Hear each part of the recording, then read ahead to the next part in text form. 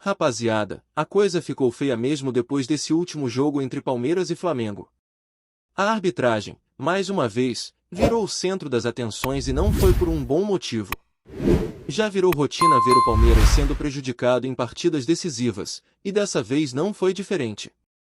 Os áudios do VAR saíram, os bastidores esquentaram e o clima dentro e fora de campo ficou completamente insustentável. O torcedor palmeirense acordou com aquele gosto amargo da injustiça, sentindo que o time foi arrancado de um resultado importante no Maracanã, não pelo adversário, mas por decisões lamentáveis da arbitragem. Começando pelo nome que virou sinônimo de polêmica quando se trata de apitar jogos do Verdão, Wilton Pereira Sampaio. Só para ter uma ideia do tamanho da treta, o Palmeiras já soma 6 derrotas seguidas com ele no apito. 6. Isso não é coincidência. A cada vez que esse árbitro entra em campo com o escudo da CBF no peito, o torcedor palmeirense já sabe que vai vir bomba. E como se não bastasse o histórico, ainda teve a cereja do bolo. O árbitro de vídeo era ninguém menos que Caio Max Augusto Vieira, outro que não inspira confiança nenhuma. A combinação perfeita para o desastre. Logo nos primeiros minutos, a coisa já começou torta. Teve aquele possível pênalti para o Palmeiras com apenas 2 minutos de jogo. A torcida gritou, o banco se levantou, os jogadores pressionaram. E o VAR? Silêncio. Os áudios mostram uma conversa atravessada, sem convicção, tentando justificar o injustificável. A imagem mostra o contato, o lance é claro, mas o árbitro preferiu ignorar. Será que, no Maracanã, com a pressão da torcida, alguém teria coragem de marcar esse pênalti a favor do Palmeiras? Difícil acreditar. Parecia que a ordem era deixar seguir e pronto. Não tinha argumento técnico que justificasse aquela decisão. A situação piorou quando vieram os relatos de que o Wilton Pereira desligava o microfone para conversar com os jogadores do Palmeiras. Gustavo Gomes não ficou quieto. Disse que o árbitro se aproximava, desligava a comunicação e falava absurdos. Um comportamento completamente antiético. Qual a razão para fazer isso se não for para fugir do registro oficial da arbitragem? Esse tipo de atitude mostra que não é apenas uma questão técnica, é de postura, de caráter. E aí não tem como passar pano. É revoltante. E não parou por aí. No final do jogo, o árbitro ainda conseguiu expulsar o lateral Piquerez e o auxiliar João Martins. 2 desfalques confirmados para a próxima rodada contra o Cruzeiro. O motivo? Reclamação. O Piquerez foi direto e disse na cara do árbitro, você veio aqui para nos roubar. E, convenhamos, falou o que muitos estavam pensando. Se tivesse falado menos, talvez até tivesse sido injusto. O nível da revolta era tão grande que se coloca no lugar do jogador, é difícil mesmo segurar a emoção. Imagina você suando a camisa, lutando dentro de campo, e ver o seu esforço indo pelo ralo por conta de decisões tão mal explicadas. Para piorar, o lance do gol de pênalti para o Flamengo foi um show de horrores da arbitragem. Começa com um possível agarrão do Danilo no Vitor Roque, longe da jogada que realmente resulta na penalidade. O Palmeiras já estava recomposto, e o toque não interfere em nada no lance que seguiu. Mas aí vem o toque do Pedro no Bruno Fuchs, esse sim dentro da jogada, e adivinha? Nada. O VAR disse que o Fuchs foi quem buscou o contato, que ele bloqueou a passagem do Pedro. Uma interpretação completamente absurda. As imagens são claras. O jogador do Flamengo estende o braço, desequilibra o zagueiro do Palmeiras, e mesmo assim, a penalidade foi mantida. Mais uma vez, o critério foi usado de forma seletiva. E como se não bastasse o estrago dentro de campo, do lado de fora também teve provocação. Felipe Luiz e o diretor Boto, do Flamengo, deram declarações que só aumentaram a tensão. Felipe Luiz teve a audácia de dizer que o Palmeiras é o último time que pode reclamar de arbitragem. Já o Boto afirmou que se o Palmeiras está reclamando, é porque não está mais sendo ajudado. Uma fala completamente desrespeitosa e sem nenhum tipo de fundamento. São declarações que inflamam ainda mais a rivalidade, colocam lenha na fogueira e provocam quem já se sente injustiçado. Diante disso tudo, Anderson Barros resolveu se posicionar. O diretor do Palmeiras foi firme ao dizer que o clube não costuma culpar terceiros por seus tropeços, mas que também não pode aceitar a hipocrisia de quem quer inverter os fatos. Assumiu que houve erros individuais do time, principalmente no lance do primeiro gol, mas deixou claro que a arbitragem teve influência direta no resultado. Segundo ele, o Palmeiras vai levar essa discussão para os fóruns apropriados, como sempre fez. Sem show, sem gritaria, mas com firmeza e respeito à instituição. Barros ainda mandou um recado direto para o técnico do Flamengo e para o Boto, dizendo que é antiético falar do Palmeiras da forma como eles falaram. Relembrou até uma mentira dita pelo próprio Boto no primeiro turno, quando ele afirmou que dirigentes do Palmeiras tentaram invadir o vestiário da arbitragem, o que foi negado até na súmula. Para o diretor, quem age assim deve ser responsabilizado pela justiça desportiva. Não dá para normalizar esse tipo de comportamento. Mesmo com toda essa confusão, o Palmeiras continua líder do Campeonato Brasileiro. 61 pontos na conta, mesmo número do Flamengo, mas com uma vitória a mais, o que coloca o Verdão no topo da tabela pelos critérios de desempate. A liderança é real e está nas mãos do time, que ainda depende só de si para ser campeão. Agora é hora de virar a chave, porque tem Libertadores pela frente.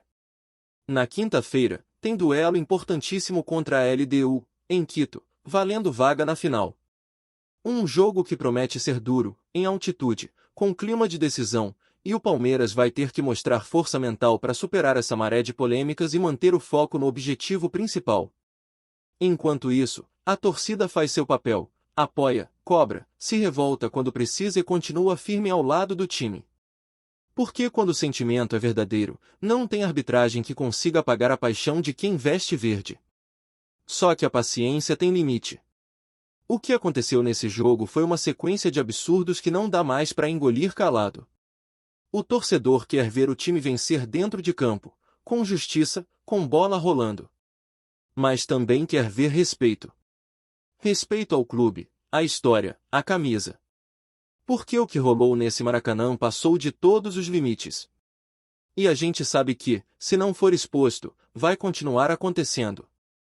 E não podemos esquecer do desempenho do garoto Vitor Roque, que segue mostrando porque é um dos grandes nomes dessa geração. Mais um gol marcado, chegou a 13 no campeonato e segue firme na briga pela artilharia. Um talento que merece ser destacado, apesar de tudo que rolou de errado na partida. O futebol brasileiro precisa olhar mais para isso, talento, técnica, bola no pé. E parar de ser manchado por decisões de bastidores, por apitos tendenciosos e por gente que trata o esporte como se fosse brincadeira. O jogo terminou, mas a polêmica tá longe de acabar. A semana promete ser quente nos bastidores, com muita discussão, pressão e repercussão.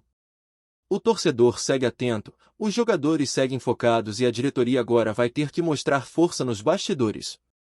Porque ser líder em campo é ótimo, mas ser respeitado fora dele também é essencial para quem quer ser campeão de verdade. E se alguém ainda tinha alguma dúvida de que a arbitragem brasileira vive uma crise profunda, esse jogo entre Palmeiras e Flamengo foi a prova definitiva. O que se viu no Maracanã foi um festival de erros, omissões e atitudes que colocam em xeque a credibilidade do futebol nacional. Não dá mais para tratar como coincidência quando os mesmos personagens estão envolvidos em lances determinantes contra o mesmo clube. Wilton Pereira Sampaio tem um histórico que fala por si só, e mesmo assim continua escalado em jogos decisivos. Qual é o critério? O que justifica isso? A indignação do torcedor não é à toa. Ela nasce de uma sequência de situações que já ultrapassaram qualquer limite da normalidade. Agora, vamos falar a real. O futebol precisa de justiça, precisa de transparência, precisa de critério. E o VAR, que chegou como uma promessa de solução, virou mais um problema. Em vez de corrigir os erros de campo, ele vem se tornando um instrumento para justificá-los. Os áudios revelados pela CBF são uma vergonha.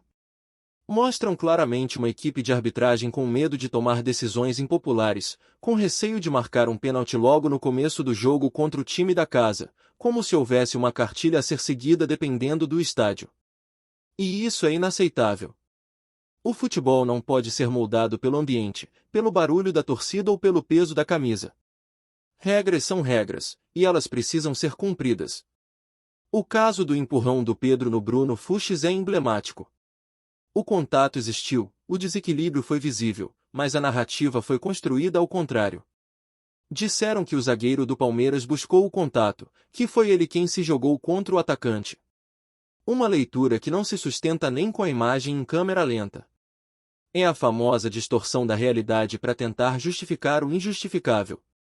E o problema é que não se trata de um erro pontual. É uma repetição de padrões. Quando o mesmo clube é prejudicado várias vezes com os mesmos personagens no comando, a sensação de perseguição não é teoria da conspiração, é constatação. E o que agrava ainda mais tudo isso é a forma como a diretoria do Flamengo se posicionou. Em vez de reconhecer que a arbitragem teve erros que beneficiaram seu time, preferiram atacar o adversário. Transformaram a discussão em guerra de narrativa, querendo pintar o Palmeiras como o time que sempre foi ajudado e agora está incomodado por não receber mais favorecimentos. Isso é não apenas injusto, é desonesto. Porque ninguém aqui está pedindo favorecimento. O que se cobra é apenas igualdade de tratamento, é que o mesmo critério usado para um, seja usado para todos. E quando um clube que saiu claramente favorecido se porta dessa forma, ele legitima um sistema podre e ajuda a perpetuar a bagunça que virou a arbitragem brasileira. Dentro de campo, o Palmeiras até tentou, teve seus momentos, criou chances, mas esbarrou nas próprias falhas, e principalmente, em decisões externas que influenciaram diretamente no resultado. E isso é o mais frustrante. Quando o time perde por mérito do adversário, dói, mas se aceita. Agora, quando a derrota vem contaminada por decisões duvidosas, por atitudes suspeitas, por um árbitro que age com arrogância e parcialidade, aí não tem como aceitar calado. E o torcedor sabe reconhecer isso. Sabe que o time não foi perfeito, que houve falhas, mas também sabe que houve um fator externo que interferiu diretamente na partida. Mesmo assim, o torcedor está lá. Está presente. Está cobrando, mas também apoiando. Está indignado, mas não desiste. Porque o Palmeiras ainda está vivo. Está na liderança do Campeonato Brasileiro e depende apenas de si para levantar mais uma taça. E mais do que isso, está na semifinal da Libertadores, com a chance de disputar mais uma final continental. O elenco é forte, a comissão técnica é experiente e a torcida está unida. Mas para que tudo isso tenha resultado, é preciso que dentro das quatro linhas haja respeito. Respeito ao trabalho, à dedicação, ao esforço de cada jogador, cada membro da comissão, cada torcedor que acompanha e vibra com cada jogo.